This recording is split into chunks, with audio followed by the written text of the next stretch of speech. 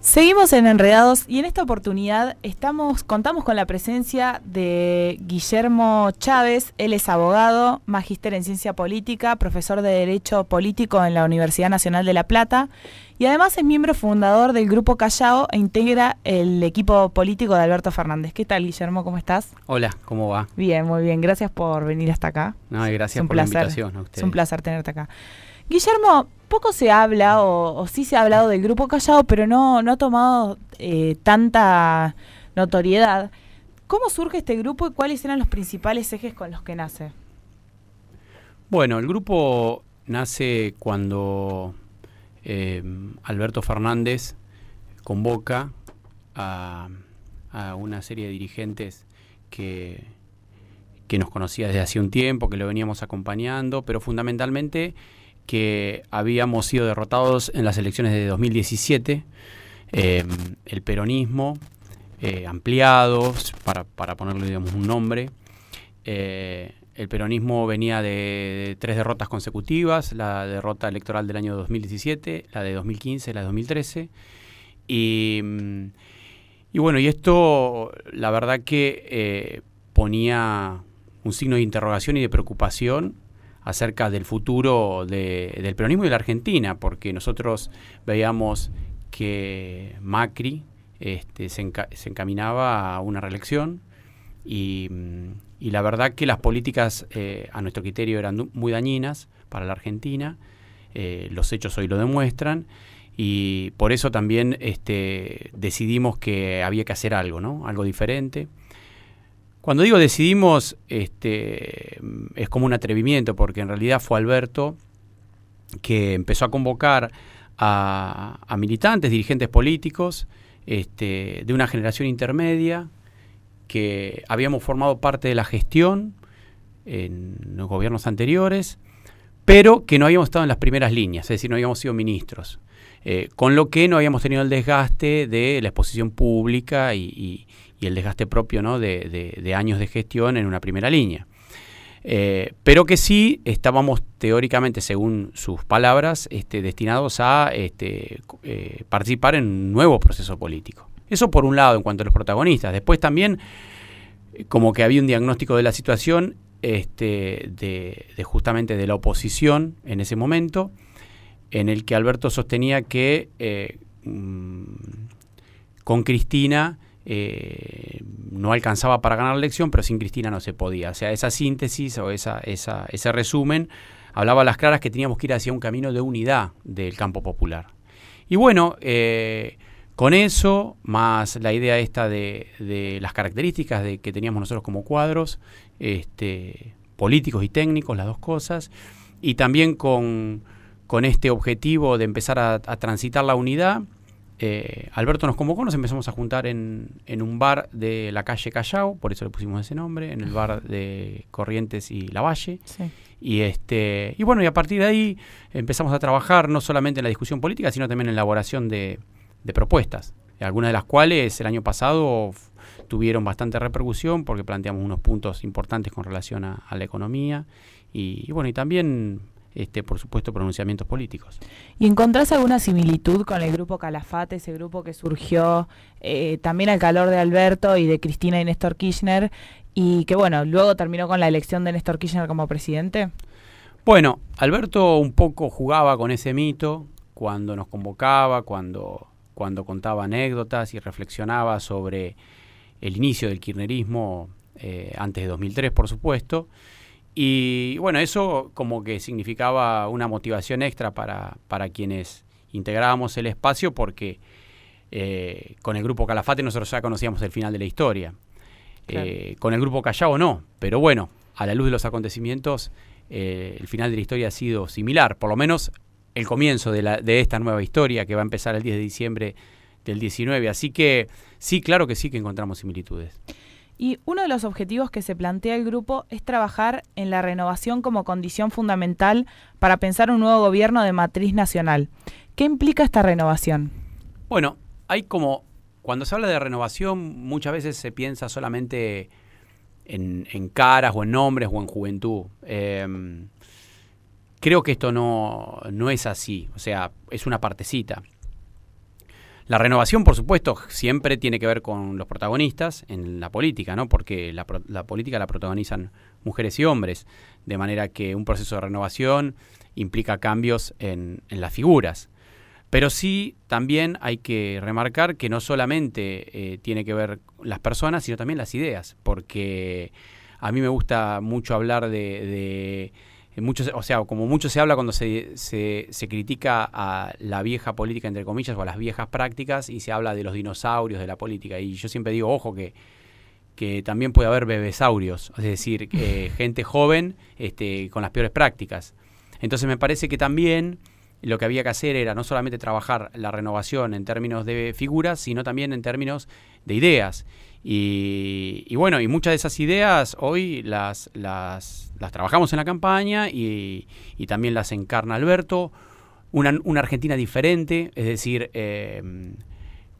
cuando decimos con esta idea de vamos o volvimos, pero vamos a volver para ser mejores, implica esto también, ¿no? La renovación de ideas, la renovación de nuevos desafíos, la asunción de errores, que me parece que también es muy importante en la política. Entonces, por eso, la renovación es esto, ¿no? Y esa renovación implica para la totalidad del peronismo, sobre todo porque vos mencionás esta idea de unión, y también teniendo en cuenta que la campaña, y de hecho el Frente de Todos, tomó un carácter más progresista, a su vez incluyéndose en el Grupo de Puebla y con esta idea de formar una línea progresista en Latinoamérica. ¿Esa renovación implica para la totalidad del peronismo? A ver, el Frente de Todos es una configuración de distintos espacios políticos. Yo por eso lo simplifiqué cuando dije el peronismo, pero es mucho más que el peronismo.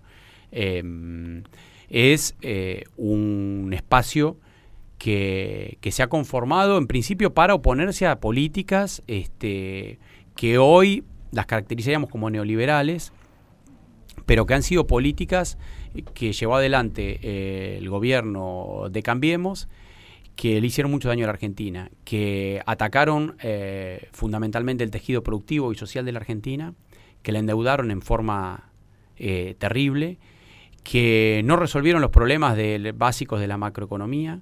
Entonces, nosotros cuando nos planteamos como alternativa al colectivo Cambiemos o Juntos por el Cambio, nos planteamos como un espacio unido, pero pensando también en las políticas públicas que se tienen que llevar adelante y la oposición a un modelo económico. O sea, no hay acá una identidad partidaria única, ¿eh? Eso también tiene que quedar claro. O sea, yo puedo decir peronismo porque yo me considero peronista, pero también tenemos que saber que en el espacio hay gente que no es así. Y con relación al contexto del progresismo, del Grupo de Puebla, recién se están delineando los trazos de la nueva política exterior argentina para el próximo gobierno, para nuestro gobierno. Una política exterior que brilló por su ausencia durante estos 4 años. La única política exterior del gobierno de Macri fue el endeudamiento externo y un alineamiento incondicional con Estados Unidos. O sea que hubo una ausencia total de política exterior para nosotros. O sea que hoy el acercamiento al Grupo de Puebla tiene que ver también con una mirada previa a su elección como candidato de Alberto Fernández, porque vos tenés que saber, ustedes y los oyentes deberían saber que Alberto, así como fue uno de los que promovió el Grupo Callao, fue uno de los que promovió el Grupo de Puebla. Sí. Y que atrás del Grupo de Puebla no solamente hay una reivindicación de algunas ideas políticas e ideológicas, como bien vos decís, sino también una oposición a prácticas que han sufrido gobiernos populares, fundamentalmente a la persecución judicial por causas políticas, o lo que en la teoría se denomina lawfare. Entonces, también el Grupo de Puebla ha sido un punto de encuentro para justamente denunciar estas cuestiones y reivindicar a líderes populares que han sido y están siendo perseguidos. Sí, y siguiendo en esta línea de política exterior y teniendo en cuenta los diversos conflictos de la región y bueno, más allá de que los lineamientos del Grupo de Puebla se estén todavía delineando, ¿cuál crees que debería ser el rol que tome Argentina en Latinoamérica? El rol que nosotros siempre soñamos desde nuestra constitución como nación, es decir, una Argentina integrada a su continente. El sueño de los próceres de Sudamérica tiene que estar presente en este nuevo gobierno a partir del 10 de diciembre. ¿Esto qué quiere decir? Esto quiere decir pensarnos en términos económicos como bloque regional, pensarnos en términos políticos como bloque político en el que reivindicamos valores centrales para nosotros, como son la defensa de la democracia y la protección de los derechos humanos, y por supuesto también hoy en día a eso se le suma la protección de nuestros recursos naturales y la protección del medio ambiente. Entonces, la idea de desarrollo humano integral para la región tiene que ir de la mano con estos principios, y también de la mano con la idea de que todos somos necesarios en este nuevo escenario en el cual nosotros deseamos que sea así, o sea, un escenario regional en el que podamos integrarnos al mundo, competir en el mundo, en un mundo globalizado, pero unidos. O sea, nosotros estamos en contra de la lógica bilateral, porque es una lógica de intercambio desigual y fundamentalmente es una lógica que nos lleva a nosotros a una instancia de primarización de la economía que es todo lo contrario de lo que nosotros pensamos. Bueno, y perdón, retomando un poco, justo me sirve lo que acabas de decir, esto de la integración de todos en general. Vos lo decías en el ámbito internacional, pero también creo que es uno de los lineamientos del Frente de Todos a nivel nacional. ¿Cómo piensan abarcar ustedes el tema educativo y particularmente, por ejemplo, el tema de la inclusión de jóvenes mediante becas? Que este año puntualmente hubo conflicto con las becas Progresar y demás, y sabemos que el gobierno de Alberto Fernández se va a enfrentar a una economía difícil. Absolutamente. La educación pública es uno de los ejes de nuestras políticas. ¿Por qué? Porque la educación es esencialmente emancipadora y es la clave para el desarrollo humano integral. Entonces, va a ser una de las prioridades de nuestro gobierno, la educación. Y cuando digo la educación, estoy hablando de todos los niveles y de una actitud proactiva del Estado orientada a generar oportunidades.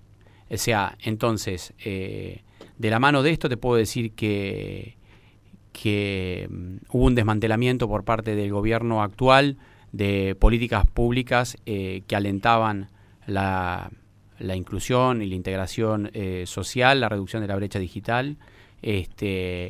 Creo que hoy más que nunca tenemos que saber que el siglo XXI es el siglo de la ciencia y de la tecnología, y entonces para eso la educación es el insumo básico. Así que nosotros vamos a apostar fuertemente a la educación en todos sus niveles y en todas sus facetas. Sí, también para poder seguir con la educación, para hacer con uno de estos planes, es necesaria también la nutrición. De hecho, el Frente de Todos presentó el Plan Argentina Sin Hambre, en donde dentro de una serie de medidas políticas, una de las cosas que planteaba, que es quizás un poco más operativa, es de conseguir un financiamiento por medio de un Fondo Federal de Alimentación que sea también tomado del presupuesto nacional del próximo año. Ahora, mi pregunta es, dada la situación económica en la que nos encontramos hoy en día, ¿va a ser realmente posible hacerlo o van a tratar de encontrar algún tipo de financiamiento externo? También entendiendo este contexto en el que nos encontramos y en el contexto de acuerdos bilaterales o regionales y la alineación que va a tener el Frente de Todos. Bien, el primer desafío que les hago a ustedes y cuando hablo con otros colegas de ustedes, más vinculados a la economía, cuando dicen, bueno, pero ¿cómo van a hacer? Pero en este contexto, ¿cómo van a hacer? Y bueno, primero lo que hay que hacer es cambiar el contexto. O sea, nosotros, una de las características que tienen los proyectos neoliberales es plantearlo todo bajo la máxima de there is not alternative, como decía Margaret Thatcher, es decir, no hay alternativa a esto. De esa forma, con ese lema de no hay alternativa, se llevaron a cabo las peores reformas económicas que profundizaron la desigualdad en todos los países, no solamente en países como los de la región, sino en países centrales. O sea, el debilitamiento de las clases medias no es patrimonio hoy de lo que ocurre en la Argentina, sino que en muchos lugares del mundo. Y eso es por la aplicación de determinado tipo de políticas económicas.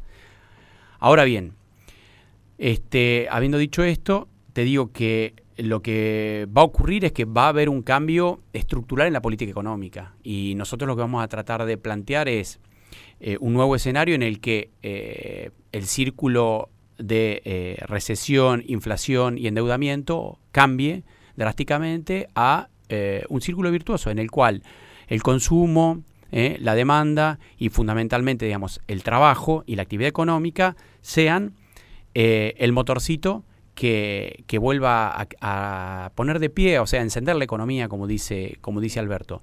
Y a partir de ahí, por supuesto, se van a generar los recursos. Además, planteando prioridades, claramente, porque si vos tus prioridades las ponés en abastecer al sector financiero para que tenga una renta exorbitante y dejar de lado políticas sociales, bueno, eso también es un dato. O sea, nosotros hoy estamos planteando la Argentina sin hambre como prioridad, las políticas públicas con personas de carne y hueso. Bueno, así es como nosotros vamos a plantear el próximo gobierno y claramente lo que bien vos decís, un aspecto central para un individuo verdaderamente desarrollado y con todas las posibilidades, digamos, de crecer en su vida, parte de la base de una buena nutrición. Y me parece que ahí nosotros va a ser lo primero a lo que vamos a apuntar. Bueno, Guillermo, ha sido un placer tenerte en los estudios de Radiofónicos y más que invitado para próximas oportunidades. Bueno, yo les agradezco mucho la invitación. Me parece que esto que hacen es muy importante, la posibilidad de interpelarnos, de ver las cuestiones de distintos puntos de vista, ideas. Así que cuenten conmigo, no solamente ahora, sino cuando estemos en la gestión, para contarles lo que estamos haciendo y felicitarlos por el programa. Bueno, muchas gracias.